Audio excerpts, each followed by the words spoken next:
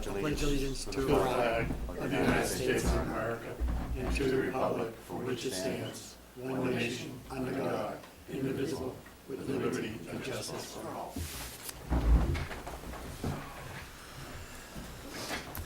We'll open the meeting with a moment of silence.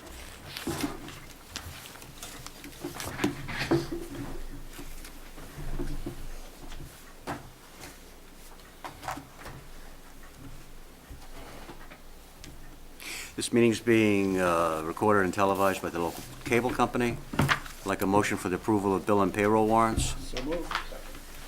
Discussion, all those in favor? Aye. Approval, like a motion for the acceptance of correspondence in the read file. So moved. Discussion, all those in favor? Aye. Public forum, now's the time for anyone out there in the public who wants to speak on an item that's not on the agenda. Mr. Chairman, if I could just take a few minutes of your time. Well, certainly, Chief. Thank you. Thank you. Promise I'll be quick. You know, there's an old adage, Mr. Chairman, that says, don't make yesterday's news tomorrow's headlines. I'd like to follow that, but there are some things that I just need to defend my department on. Defend your department? Yes. So Oh, sure. I have a prepared statement, and I'll just, I didn't know that they were under well, attack. there's just some things that haven't sat well. So, Mr. Chairman and select members, as fire chief, I would be remiss in my duties if I did not defend my department. Our funding requests and the budget procedure, which came under fire, both at your last meeting and at the Capital Projects Committee, which was reported in last week's Whitman Express. There have been accusations of greediness, untruthful statements, and comments or decisions made by unqualified persons related to my proposed budget articles and needs requests for equipment. At your meeting, the FinCom chair made the claim Whitman has a spending problem, which is a rather strong accusation coming from someone who has little experience with our town budget. Whereas just 1 year ago, at your March of 2017 Selectmen's meeting, our town administrator specifically stated, and I quote, "I never thought I'd hear myself say this, we have a revenue problem. People are going to have to make decisions as to what kind of community we want to be." That statement was made during a budget meeting here, discussing town revenues with a specific statement of that nothing in this, meaning Article 2, is frivolous, but items need to be cut.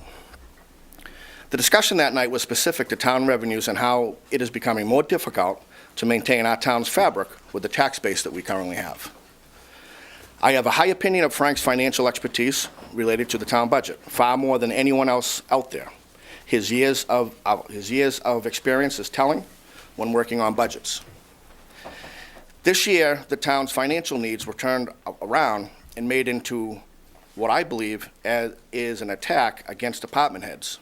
Accusations that we spend too much and that we are the problem. The comments made specifically were, we have a spending problem in Whitman, and our departments are presenting articles with extraordinary expectations. And finally, the statement of, we need to change the mentality of, okay, here's what I want, I need, find a way to pay for it. Those are the most unethical, accusatory statements I have ever heard from a recommending committee. The department heads of this town work together every year to put the best financial option for this community forward. The presentation of Article 2 in the draft form which it was presented was premature and, in my opinion, irresponsible. It was an attempt to discredit the department heads of this town and take personal jabs at those of us who are simply trying to do what is best for our departments and our customers. Those of us who have lived within the budget constraints for years and worked together to maintain the fabric of this community. The draft Article 2, which in my 9 years of budget preparation recollection has never been presented as it was to the board that night, leaves the taxpayer with undue anxiety and a picture of financial disarray, which simply is not true. It was said that night that we need to look at needs and wants. Mr. Chairman, that's nothing new. This is the budget process. That is what the second round of budget discussions are, and we generally have those with Frank and the chairman of the Finance Committee. That's a practice that we used or have used every year in my 9 years of budget preparations. It's called the second round. The first round of budget talks involves all of our wishes to make this a better, and in my case, a safer community. It's reaching for the stars, for lack of better terms. The second round of talks is the needs discussion, and it's the elimination of many items from a, for lack of better terms, wish list. To meet with the board before vetting anything from the wish list was again irresponsible and dresses down the department heads and leaves a bad taste for the budget process with the taxpayer. There are several misstatements made related to the fire department articles, which I need to clarify. That's why I'm here this evening. The facts are this, Mr. Chairman and Select Board. Article 19 for firefighter personal protective equipment. It's not a contractual issue, as stated by the FinCom. It's a safety issue for our members.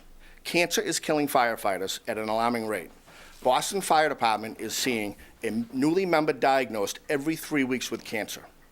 Direct links to occupational exposure have been identified to most all of the cancers that we are seeing in the fire service. In Whitman alone, we have had 2 members in the last 5 years diagnosed with cancer. 2 out of 21 are not good odds. Both situations today would have been attributed to occupational cancer. Firefighters have a 7% more chance of being diagnosed and 16% higher fatality rate. One major recommendation is that each member has 2 sets of firefighting gear. Cancer-causing agents are becoming embedded in gear, which is now required to be washed after any incident where carcinogens are present. Additionally, protective clothing only has a 10-year life expectation under the National Fire Protection Association standards, which is the consensus standard for firefighters across the country. This article begins the process to purchase new gear for half of the department, keeps us in the 10-year requirement for both sets, and takes that giant step forward in helping protect our members from cancer. Our job is to protect our employees who every day risk their lives. The emotional and financial costs to the member, my department, in this town far outweighs the cost of that article. The second round is scheduled for next year as part of my 5-year capital plan, a plan which is presented to the Finance Committee each and every year. They receive the 5-year plan. Article 16 was a utility vehicle. The comment at the Capitol meeting was of no support. Ask me the last time I met with the Capitol Committee. Ask me when I was invited to come to this committee to present my request needs. Never. Department heads were instructed via email on October 13th of 2017 to submit our capital items for fiscal 2019 to the Town Administrator's Office by November 1st for review by the Capital Committee. I responded on October 14th with my letter outlining my capital items. Yet I've never been asked to present to the committee, and nor did I have any knowledge that my articles would be discussed at the meeting that night. The fact is quite simple. I have put a service vehicle off for many years. Frank discussions with Bill Kaposi for many years, and in round 2, talks led me to removing the vehicle from my list. In fact, last year, it was put off again. This year, it is a need. It is not a want. The vehicle that it is replacing is a 2006 Ford Expedition with 150,000 plus miles on it, with a book value of $1,945. In fiscal 17, we put $6,000 in repairs in it just to keep it on the road. So far in 18, I've spent almost $3,000 just to keep the vehicle on the road. This vehicle is used daily for fire inspections, training, emergency responses, and other situations. It's a need, it's not a wish. The Armory building that was my avenue of choice to open conversations about space needs at the fire station. For many years, we have spoke about building needs at the Armory. Currently, we have over $1 million in fire equipment stationed in the Armory building. Some are primary response vehicles, some are reserve apparatus. In addition to that, we have a pretty extensive training props inside the Armory building that the firefighters use.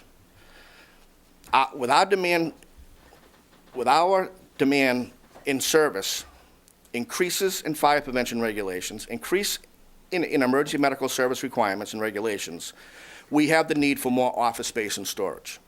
The deputy chief moves into a day position in July 2019, and we need space for his office. This article has nothing to do with the hiring of 3 firefighters last year, as stated by the Finance Committee. And I quote, "This appears to be a direct result of added personnel to the town recently approved."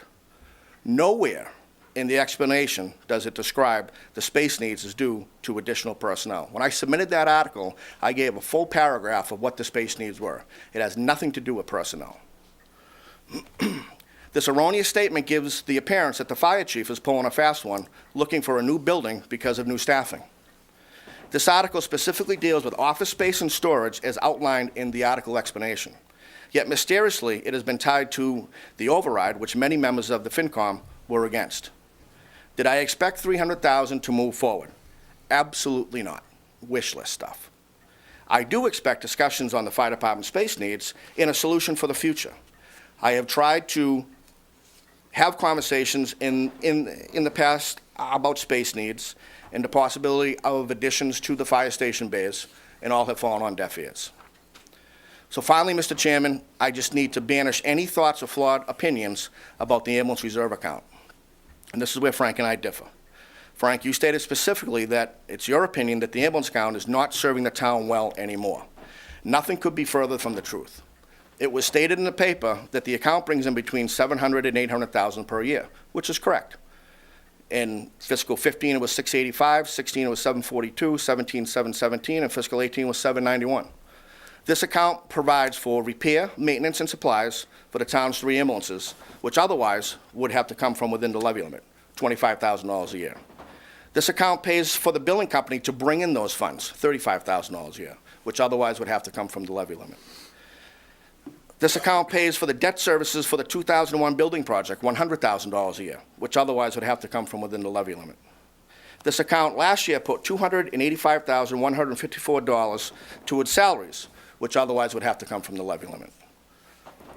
All that, along with the already voted lease purchases, my administrative assistant salary, regional dispatch, comes to $661,563.40 for fiscal 2019.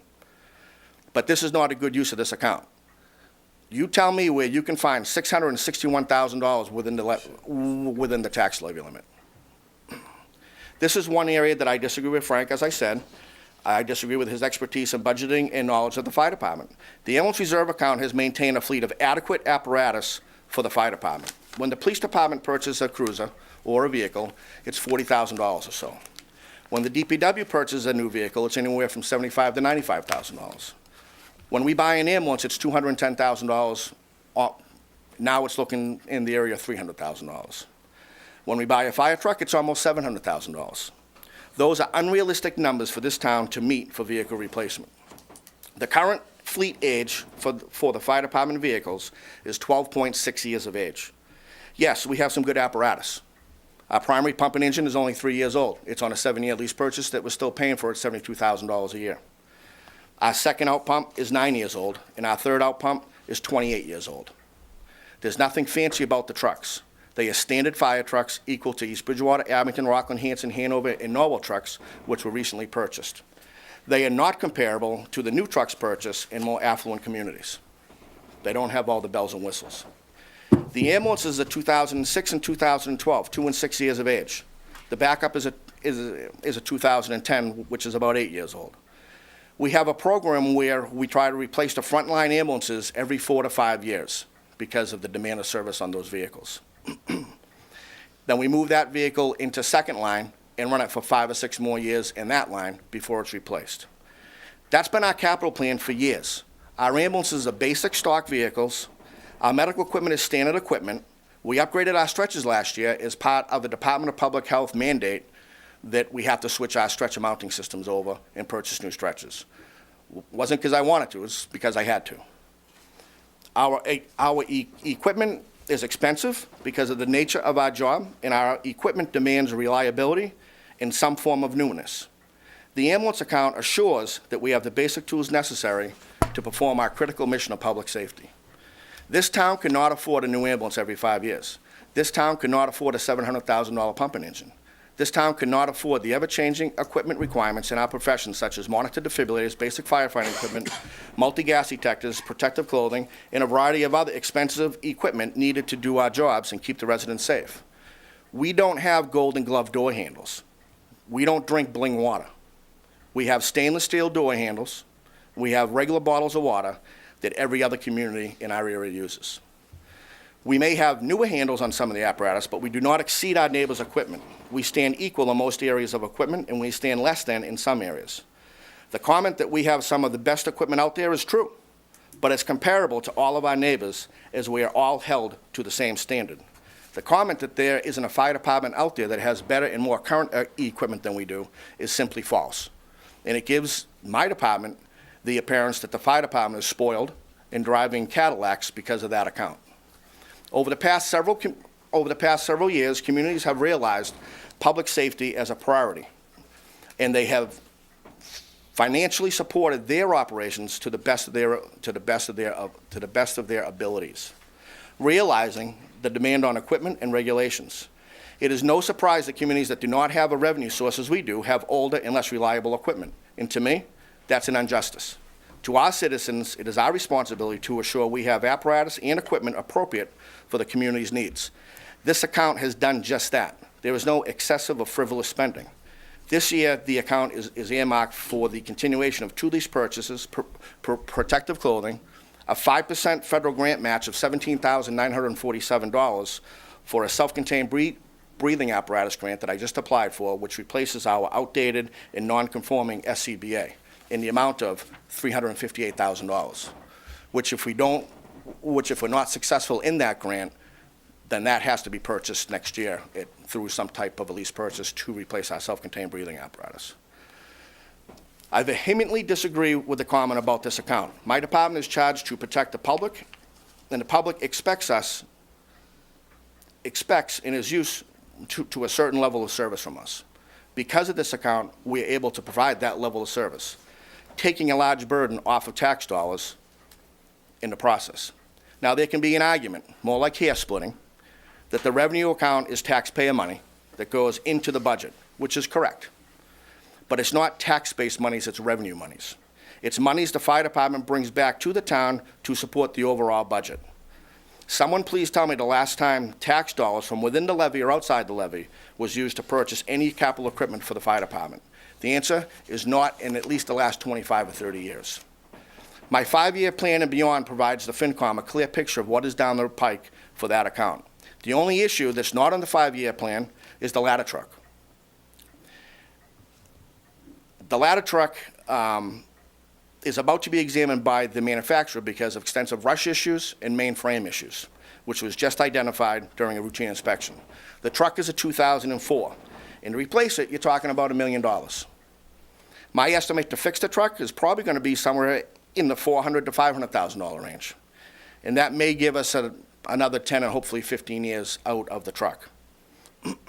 Is this town ready to spend $1 million or $500,000 out of the budget? Which I already know the answer to that, I don't think so.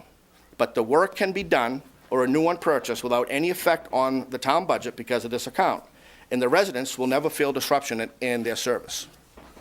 Additionally, we need to look at ambulance remounts, fire equipment, and other necessities. We have a radio system that has issues right now, which is a safety issue. We have EMS equipment, which will be coming to the end of its life expectancy and will need to be replaced. For a quick example, a new monitor defibrillator for the ambulance is about $30,000. We will need 3 of them. And the list goes on. This is not gravy train items. These are life-saving pieces of equipment that have a useful life and require change-out from time to time. This account serves the town extremely well and keeps that process regular. Since becoming fire chief, I have made strides to reduce equipment costs, such as switching to Lifeline ambulances. Lifeline Ambulance is one of the only companies out there that does remounts. So what the plan is that we now have 3 Lifeline ambulances. So instead of spending over $300,000 on a new ambulance, we will simply replace the chassis under the box of the ambulance, have it refurbed up for much less than $300,000. We needed a new brush truck. The brush truck that we had was a 1962 brush truck. I obtained a military surplus truck for free. We spent $15,000 on it and put that truck in service. This leaves tax-based monies free for every other department's benefit. If we cycle our capital needs into the general budget, it would be absolutely devastating. This department head is committed to our taxpayer. As I do not reach for untouchable stuff, I simply maintain what we have for the level of service that our taxpayers want. And I took great offense to a lot of the comments made by the FinCom, articles in the Express, and I just felt that the proper thing to do was to come up here and set the record straight and defend my budget and defend my department. Thank you very much, Chief. Thank you. I unfortunately missed that meeting. I had a doctor's appointment that night, and I couldn't be here. So I'm hearing your defense of a meeting that I didn't witness. Right. Anyone here that was there have any comments for the chief? Any reactions?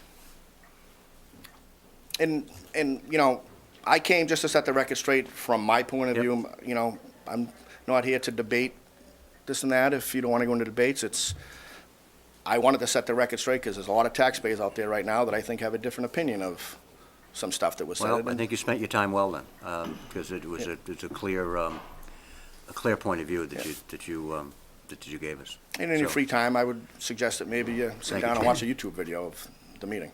You'll see where Yeah, I'm it coming probably from. would be a good idea. Thank you. No one has anything, okay. I mean, my only comment generally would be, from coming from that other room, that I think to help the finance committee work a little smoother, we need to get rid of the wish list process first. They're working on limited time, where, let's go and establish the needs, and then when we figure out what's left, the second meeting should be focused on the extras, because it's a lot of work, and those guys are in there long hours after we are, and it actually is limited time. And I personally would like to see, you know, a budget come in a little sooner than the night of. And I don't disagree with Randy on that. I think the problem is when we go into budgets, our budgets are due, what, generally the 1st of December, Frank? Yeah. We don't know what the financial picture is gonna look like. So for us to come in, and then all of a sudden, we're walking into town meeting and there's, you know, in good days, $1 million below the levy limit, we're like, gee, I might put in for that $50,000 piece of equipment or whatever. So, Thank you, Chief. Yeah, Carl, I think the next budget process, maybe the FinCom, after meeting with all the department heads, do their first round of what they feel is a priority need, and then come to us and have a Right. meeting. That way you have a right to defend and your requests, Yeah. and all departments' requests. I mean, sometimes requests may be valid, but there's just nothing, no Right. money to make it valid. and Dan, that's what we've always done. Yeah. We've always met with Frank and be it a department head meeting or be it one-on-one and said, okay, you presented, this is what we got for money, it's not gonna make it. Right. What do you need?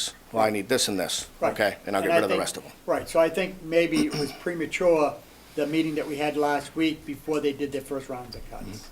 Absolutely. Right. Carl, I have two comments, which I'll direct one of them to Chief Greno and the other one generally to the group. With respect to the ambulance account, I have for years commented that the ambulance account is a captive fund. It provides a great opportunity for the fire department to purchase capital equipment and needs, but it is at the expense of the general fund because most towns in Massachusetts don't have that account.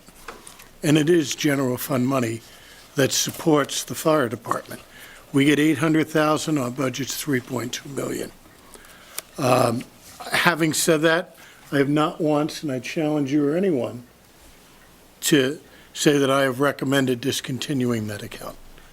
My comment was editorial in nature.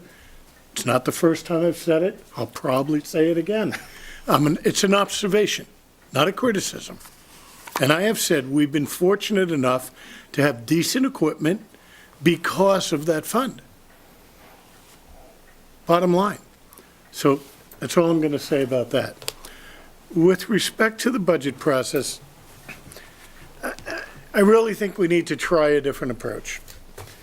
We're working on numbers now that were initially calculated in December. And with few exceptions, those numbers aren't going to change. I can tell you now what our levy limit's going to be in 2019, 2020, and 2021. And with the exception of maybe some unusual and unexpected growth, it will be consistent. In point of fact, We picked up $90 million in new growth 3 years ago. We've already lost 19 million of that. It was temporary money due to personal property taxes. So what we probably need to do, and I will talk with the department heads when we meet and with the finance committee, is we ought to start talking about budgets toward the end of the summer, not in December. Because we can do a first pass in September and have a pretty decent idea of what's available. The problem is it's going to be the same thing it is now. Huge demands and not enough money to meet them. I mean, I've talked to both chiefs about articles, and we've agreed to remove a couple of articles that we just know we don't have the money to fund. One of them is the Armory project, and the other is the radio system. Chief is going to work with what he has and with the money that we voted at the special to allow some improvements in the system. We don't want a situation where we don't have adequate communications. But it's going to be a painful process. And while we're doing that, we've got Whitman Hanson, who can easily hit us with $3 or $4 million in capital needs. And that's not counting what I think we're going to see in a proposal within the next 18 months for a new middle school. You know, I have no idea where that money's coming from. And in the meantime, we're still waiting on a project to build a better safer DPW building. So this is just a cyclical, circular discussion we're having because it doesn't change. And I'm not sure what the answer is, but Well, could it be taking a step backwards, like our friend on the finance committee who wants to do long-range planning? Could it be taking a step backwards instead of always catching up? Always expecting the same results from similar numbers? we could, but you have to be prepared to change the budgets we're funding today.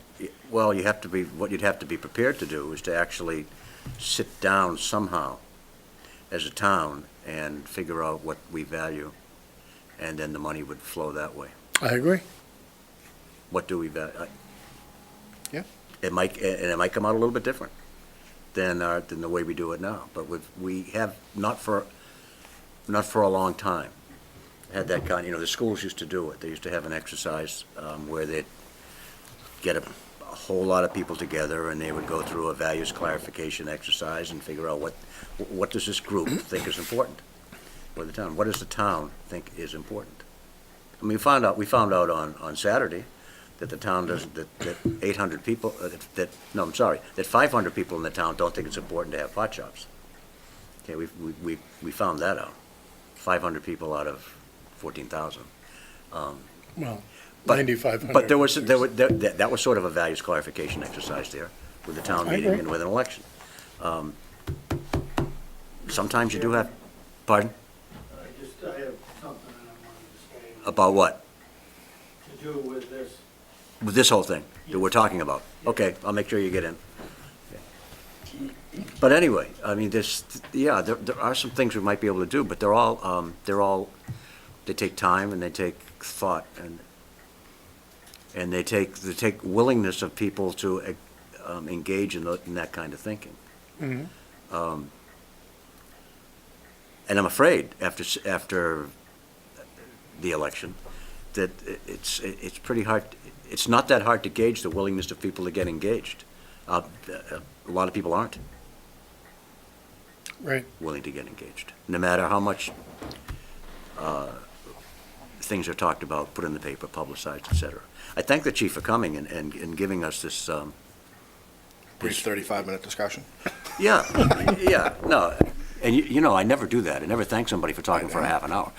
But no, it's sometimes you need it. Sometimes you need a slap in the head to say, wait a minute, maybe we got to think about things a little bit differently. But I So agree, and I think we had this discussion several years ago when we were looking But I'm at, thanking him, Chief, I'm not thanking you yet.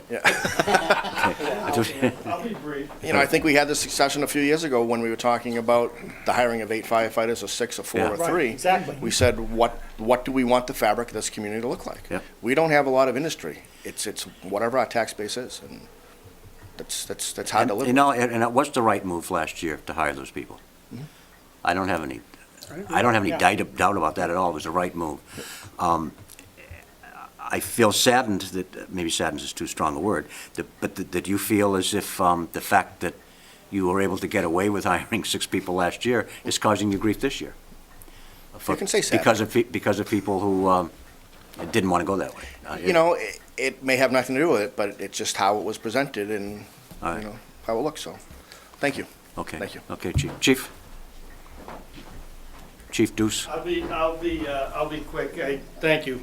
I just want to echo what the chief said. So the frustrating, and I understand everybody's in this and we're all in this together. What's frustrating is when I came back, I read that there were some things questioned about the police budget.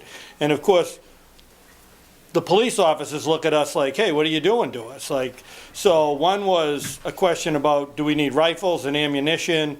And then there was a question about vehicles. And I'm working with Frank on that now, but it was said that it wasn't explained, the rifles and the ammunition. Well, I can tell you for a fact that it was. Our shotguns are over 20 years old. I have the armorers strip them down, and they work with them. But there's nothing like pulling a trigger in here and a click instead of a bang. So you wouldn't have to replace these shotguns again until 2037, 20 years from now. I don't think 20 years replacing like 8 shotguns is a big stretch. The rifles, the armorers work on them, they buy new bolts, beyond what I do, but there are people that are very competent. We're lucky to have them, ex-military people that know what they're doing, and they come to me and they say, hey, we can do this. We have it so every cruiser, we want to have a rifle in it. I don't think I have to talk about school shootings to drive that point home. So unfortunately, it's something we have to deal with, but again, like Chief Greno said, I'm not looking for there are plenty of things we could come in here and do a wish list for. I'm not looking for that, but when this type of misinformation gets out to the public, people start running, well, geez, I don't, why do they need rifles? And I get it. If you genuinely are sitting at home and you're thinking, well, my kid needs some books for school, or they need a rifle that they really don't need, why would we give them that? And I understand that, and I'm not being funny about that. That's people's needs are their needs. So that's the frustrating part. Like, nobody came to me from the Finance Committee and said, hey, can you explain this? I did explain the budget, but nobody came back and said, well, I'm going to question this, and it's going to get in the paper, and people are going to be, I have people asking me, well, why do you need that stuff? If you don't really need it, I'm like, really? You don't think, like, it's frustrating. So I appreciate the fact that you've given us the opportunity to at least clear this up. Okay, So, thank you. thank you. Thank you, Chief. And you were brief. Yes. Anybody have any thoughts? Or should we get out of public forum? Chairman, Yes.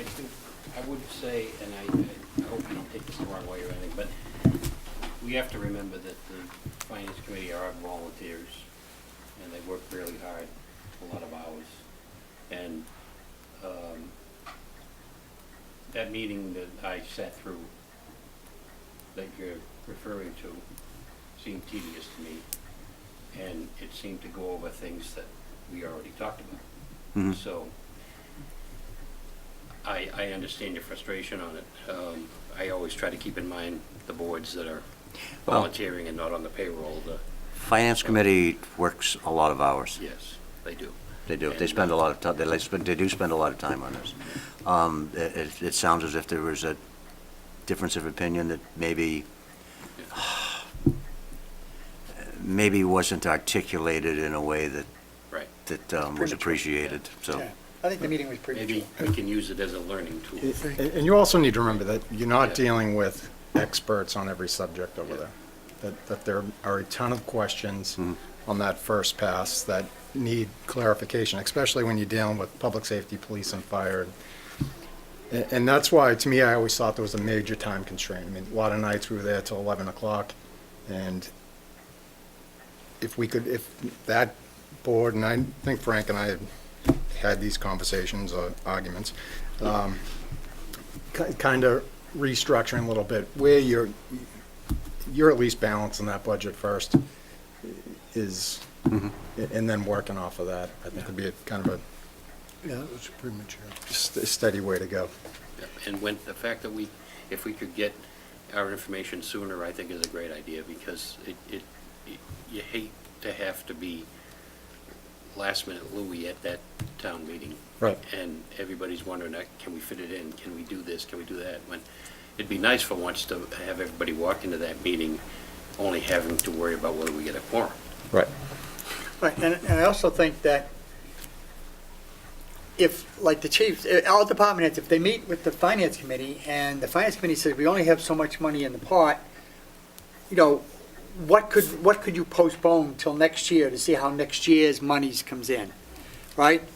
Before it's presented to us in the open, you know, on TV or in front of the newspapers. That's, And typically, that's we used to do it that way. the But if I hear what process. Frank is saying, next year's money's gonna be the same as. Right. But year before typically, and the year process is you look at, you have your first draft, everybody comes in, it's reviewed. We then meet as a group and go through it and come up with some suggestions and go back to each of the departments and say, here's what we've got. Then we have a general meeting. So that's probably the missing piece right now. Okay, Okay. done. New business. Act on the application of Old Colony Brewing Incorporated for an amusement live entertainment license and a public entertainment on Sunday license on the premises located at 605 Bedford Street, Unit 1, subject to receipt of the license fees.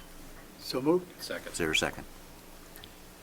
You from Old Colony? I am, yes. Well, would you like to say something about your business? Sure. You're Dennis Nash? I am. So thank you for meeting. My name's Dennis Ash. I'm the president of Old Colony Brewing. So as you know, we moved out 605 Bedford Street about 2 years ago, moving from 571 Temple Street.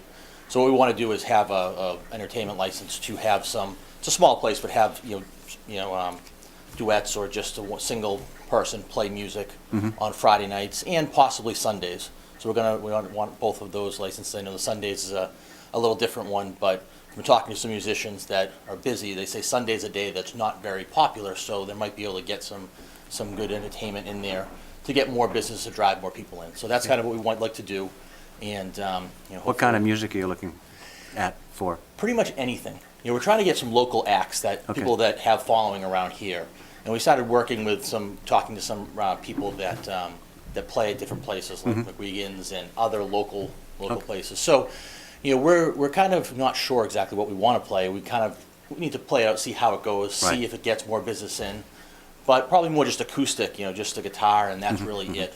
Okay. And so wide variety, whatever people want to hear and what they recommend, then we'll try to accommodate them. Okay, thank you. Anybody? Yeah, is this for the entertainment, I assume, for the people that are sitting there? Yes. You're gonna have tables for people sitting down, having a couple of drinks? Yeah, right now we have 4 tables already with 16 seats and then 16 seats at the bar. So, so we'll move the table out of the way because there's a spot that we'll have them in there. We're not redoing any of the brewery or the actual location. We're just, there's a corner spot that we'll set up and move one of the tables out. So, but yes, it's just for the people, that are in there on, that come in to have a drink and listen to some music. Okay, thank you. Thank you. Anybody have any questions, comments? All, has it been moved? Yes. All those in favor? Aye. Congratulations. Okay, good luck. Act on the recommendation of Town Clerk Don Varley to reappoint Michelle Winnett to the position of Registrar for the period April 1st, 2018 through March 31st, 2021. So moved. Second. Any discussion? All those in favor? Aye. Act on the disclosure of appearance of conflict of interest as required by General Law Section C 26(8)A, C 26(8)A, Section 23B3 for Assistant Town Administrator Lisa Green. Need a motion, or you want to come up? Make a motion to accept the Motion. disclosure. Is there a second? Second. Okay, Lisa, do you want to say anything?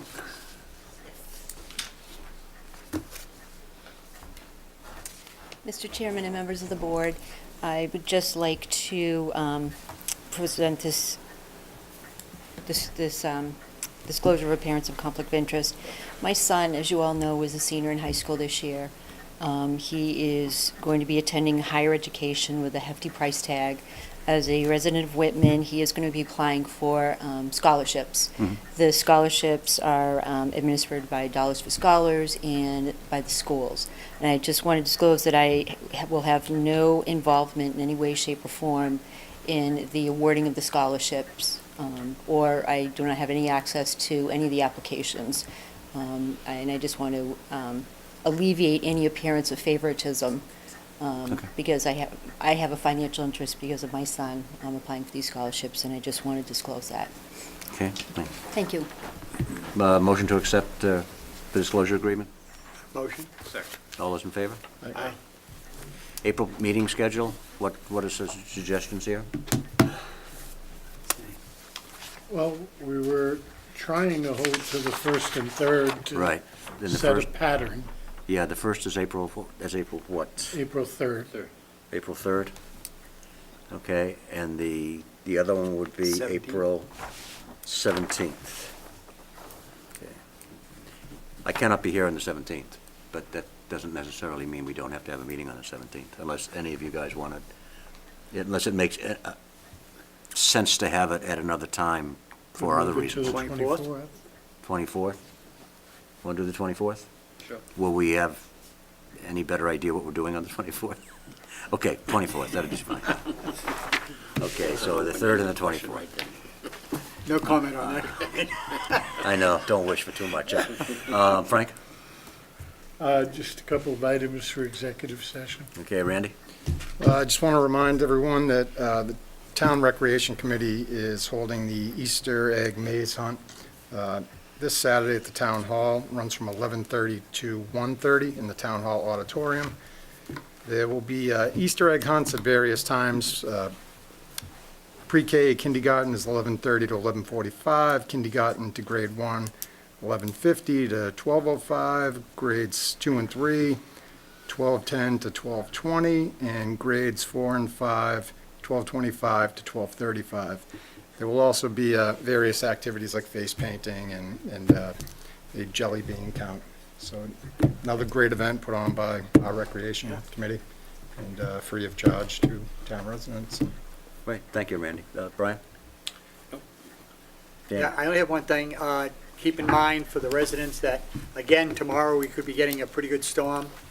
At the end of each street, you're gonna see piles of snow from the previous storms, and it's only gonna get higher, so just please drive carefully, no parking on the streets, maintain that, and just be aware of what's around you because of the fact that the snow will be piling up again.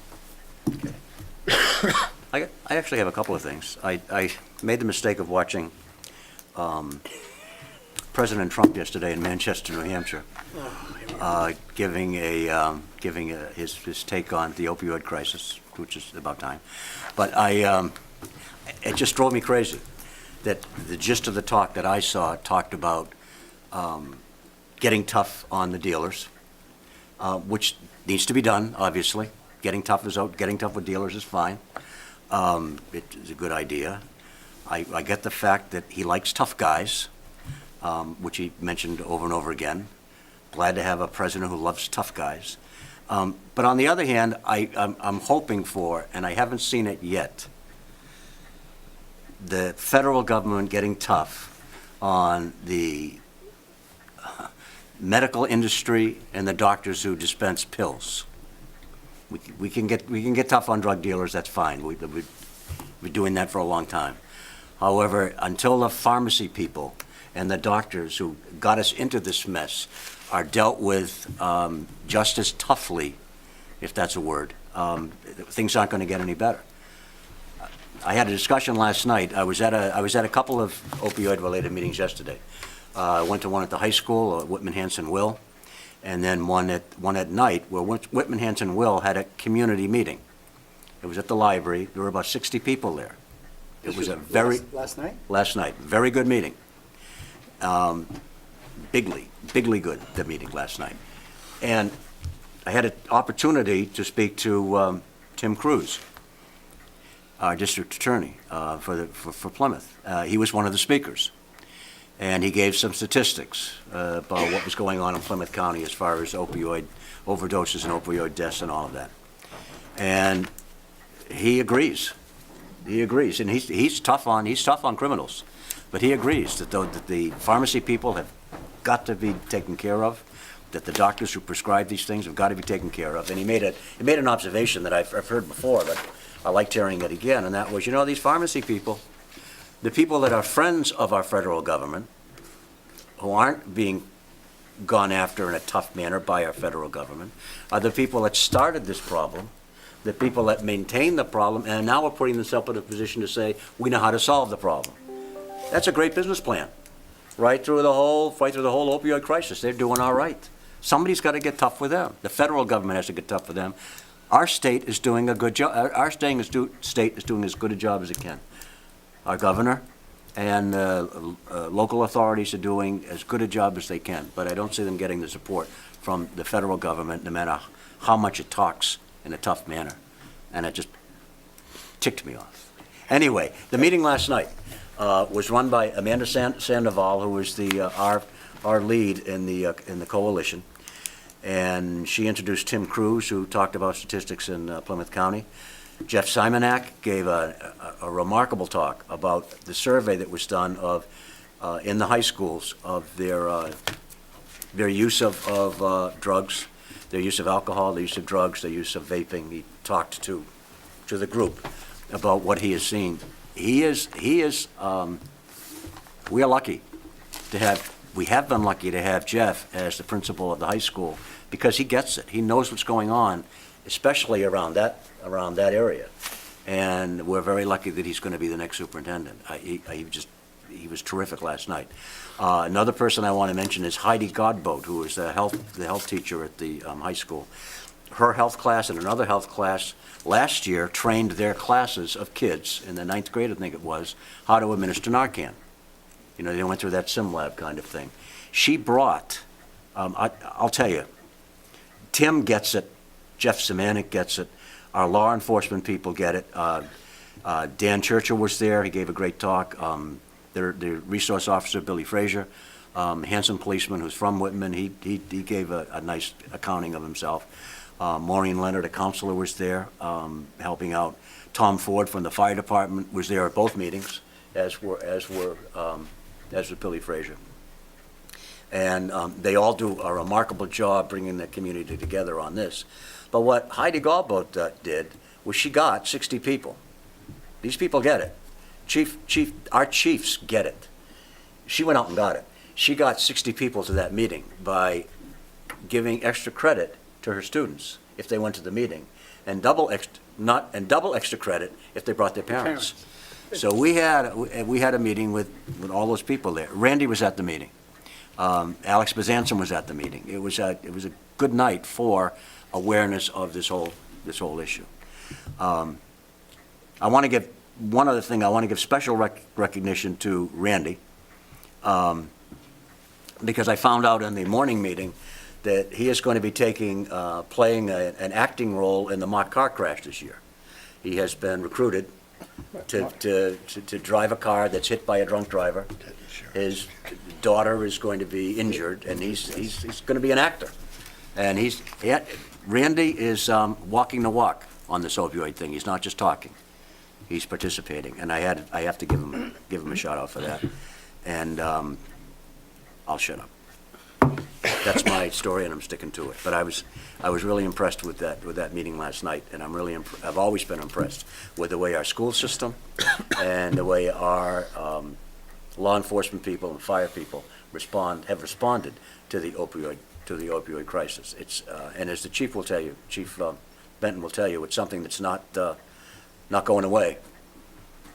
And you're making we're making little inroads. People aren't dying as much as they used to, but still, it's an issue. Somehow we got to get the guys to the top. And just one other thing, Chief, it was a terrific choice to make Dan Churchill the guy that's the police department's lead man on this, because he's done a remarkable job. And just real quick, the other teacher was Miss Martin. She was the sorry, blanked on her first name, but the other teacher was Miss Martin, who got the kids there. Right. I only spoke to Heidi. I actually introduced myself. I didn't know who she was. But it was a good night. And hopefully there'll be more meetings like that.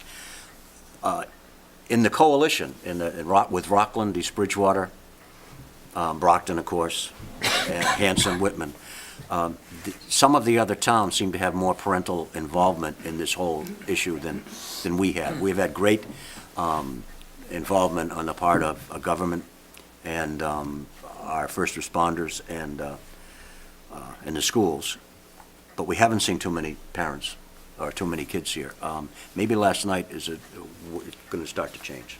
I hope, and that would be really good.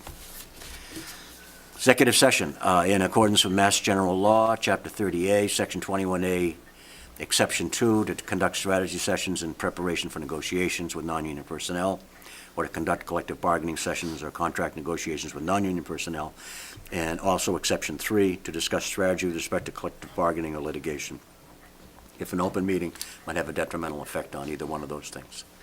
Is there a motion to go in? So moved. Second, yes. Yes. Yes, yes, Yes. yes. And we will come back into open session only to adjourn.